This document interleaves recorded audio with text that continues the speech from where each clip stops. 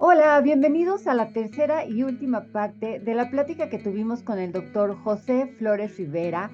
Él es neurólogo, especialista en esclerosis múltiple. Si quieren asistir a estas reuniones, síganos en las redes sociales de caminemos.mx en Facebook y en Instagram, y ahí estamos anunciando cuándo será la siguiente. Gracias y bienvenidos.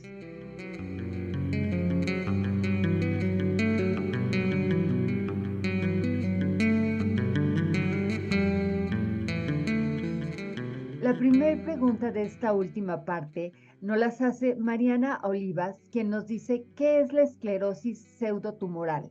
Es el tipo de lesiones. Es una lesión grande, eh, más allá de 2 centímetros por definición. Entonces, no es que sea una esclerosis múltiple pseudotumoral, sino una lesión pseudotumoral en un paciente que tiene esclerosis múltiple.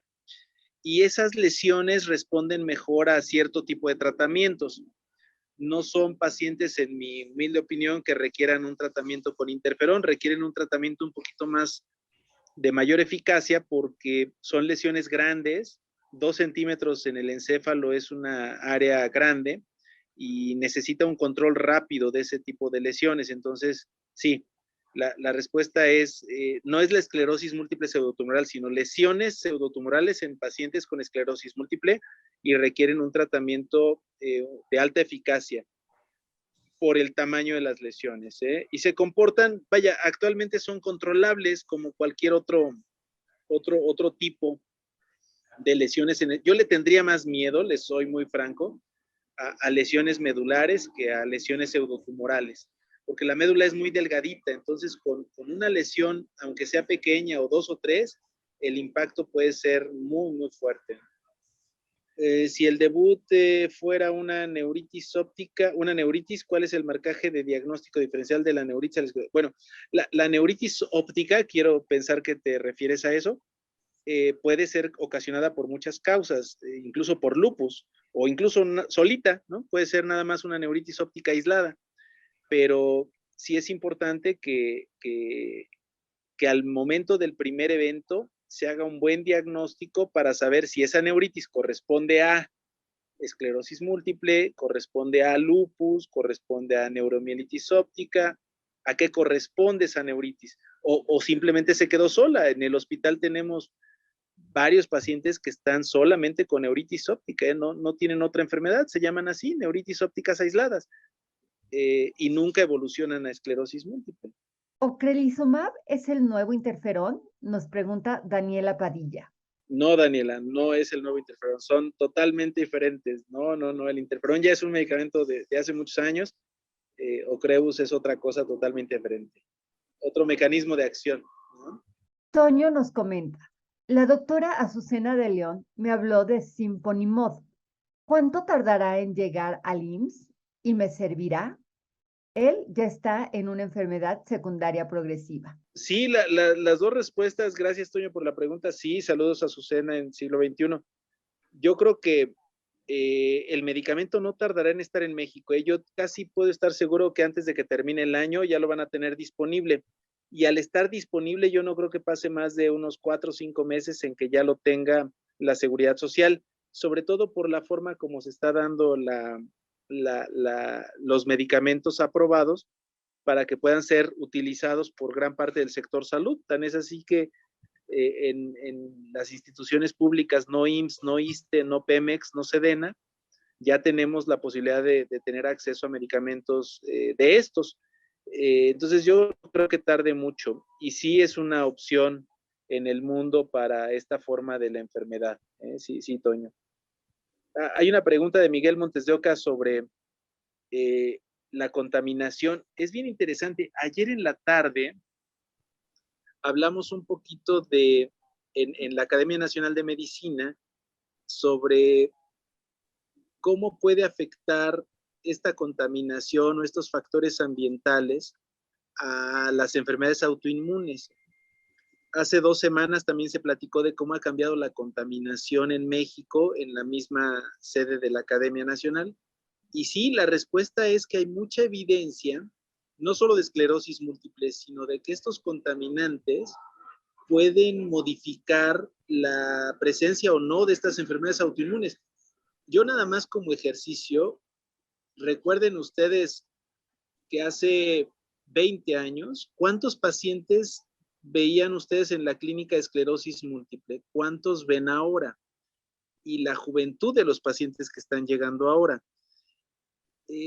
Estos pacientes recién diagnosticados de 20, 30 años han estado expuestos a la contaminación de los últimos 20, 30 años desde que nacieron.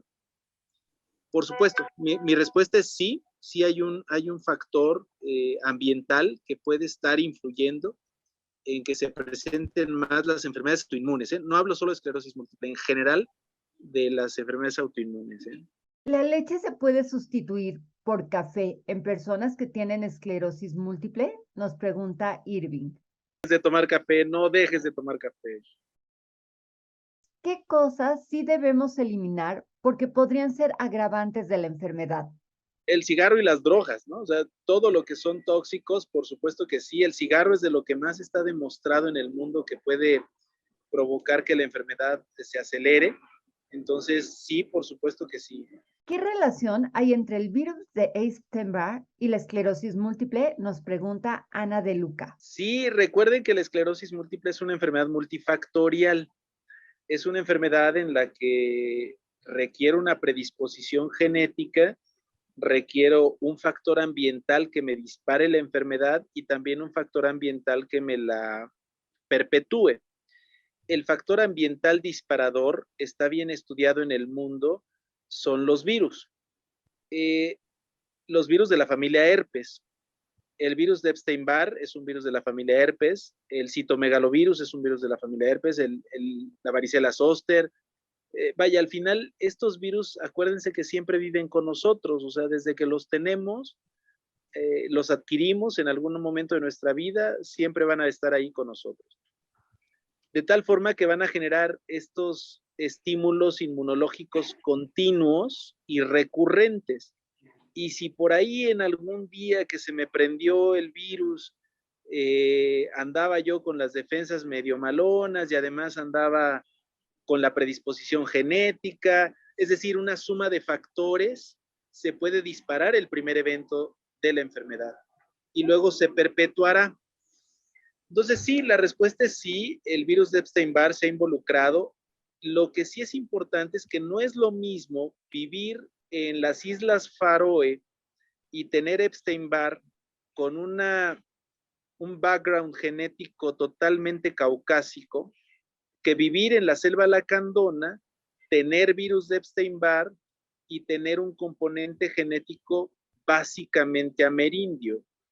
El impacto es diferente. Nosotros hicimos una publicación hace como 7 años aquí en la Ciudad de México donde mencionamos que el Epstein-Barr tenía que ver, pero no era el mismo riesgo que en otras latitudes, por ejemplo, Finlandia o esos lugares donde la susceptibilidad genética es diferente.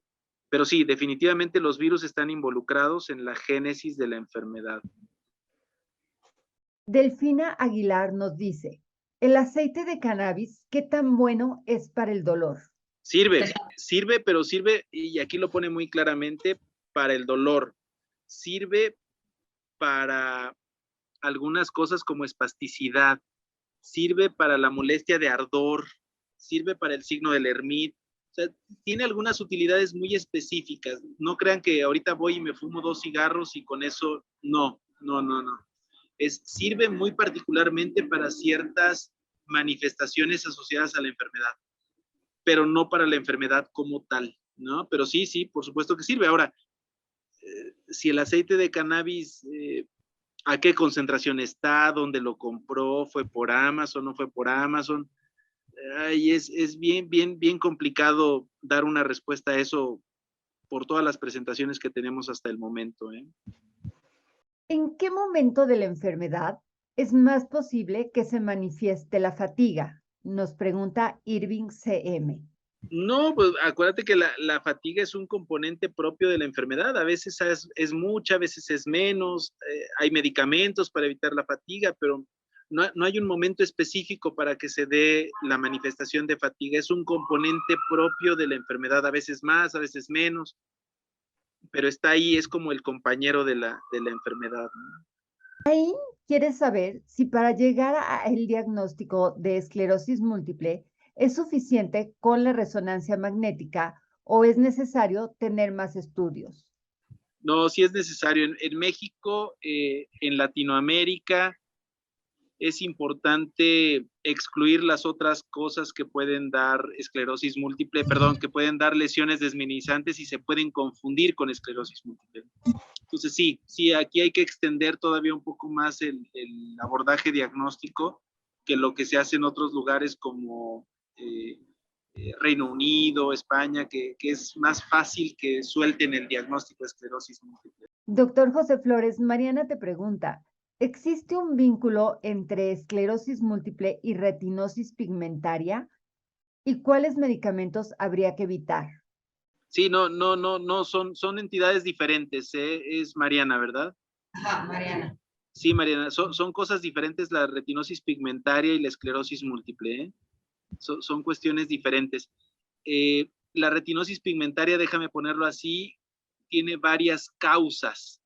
No es una enfermedad como tal, incluso las citopatías mitocondriales, que son entidades, un grupo de enfermedades totalmente diferentes, pueden dar retinosis pigmentaria. Entonces, son entidades diferentes. ¿Y cuáles medicamentos habría que evitar? Sí, fingolimod es una cuestión importante a evitar porque, bueno, acuérdate que da cambios en el fondo de ojo y si yo ya tengo cambios pigmentarios en la retina por fármacos o por alguna otra cosa o por algún proceso degenerativo asociado a mi esclerosis múltiple, pues por supuesto que tengo que evitar medicamentos de ese tipo, sí, totalmente de acuerdo. ¿Cuánto podría afectar la enfermedad en mi vida como profesor? Nos dice Irving. Lo que tú dejes que te afecte, la verdad es que no te debe de afectar, tú debes de poder desenvolverte en la medida de lo posible, o sea, no lo dejes, ¿no? Por favor, no. ¿Cuál es el medicamento utilizado para la fatiga en esclerosis múltiple? Nos pregunta Anubis Razo. Bueno, hay muchos, la mantadina es uno de los que más se usa, se puede utilizar también atomoxetina, o sea, hay muchos medicamentos para la fatiga, ¿eh? La mayoría son anfetamínicos, son los que se usan para evitar el cansancio en general. Pues ya casi se nos está acabando el tiempo, estamos llegando a las 9. No sé si alguien más quiere agregar algo o como les digo, abrir su micrófono. Cintia, si andas por aquí, también platicarnos algo más de la fundación.